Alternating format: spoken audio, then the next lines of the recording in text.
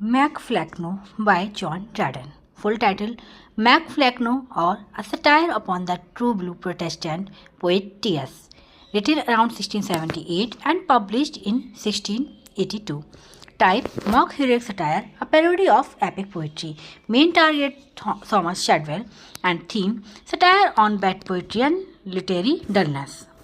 Main characters in the poem: Richard Flecknoe, an old mediocre poet, presents the king of dullness. He decides to choose a successor to rule the kingdom of stupidity. Thomas Shadwell, Dryden's rival poet, presented as the perfect heir of dullness, Flecknoe crowns him king of dullness. Dryden, in direct voice, the narrator who mocks Shadwell through satire. Ben Jonson mentioned, famous playwright admired by Shadwell. Classical references: Dryden also refers to epic heroes such as Odysseus, Achilles, Saturn from Paradise Lost.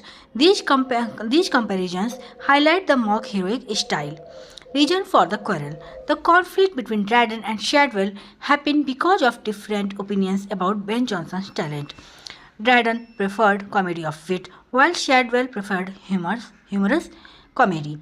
Disagreement about the purpose of comedy, debate over rhymed plays, exclusion of plagiarism, political difference.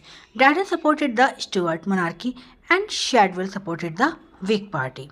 Important themes are satire on dullness. The poem mocks bad writers and represents Shadwell as the king of stupidity. Mock heroic style: epic style is used to describe something trivial. Example: epic heroes have great qualities. Shadwell's heroic quality: dullness. Structure of the poem: the poem has about 217 lines written in heroic couplets. And the structure: introduction of Flecknoe, choice of successor, description of Shadwell, coronation of Shadwell, Flecknoe disappears and Shadwell becomes king. Summary: the poem begins with the idea that all things eventually decay and kings must die. The old king of dull poets, Richard Flecknoe, decides to select a successor to rule his kingdom of stupidity. After considering many candidates, he chooses Thomas Shadwell because he perfectly represents dullness. Flecknoe praises Shadwell ironically and describes him as the most suitable ruler of the dull poets.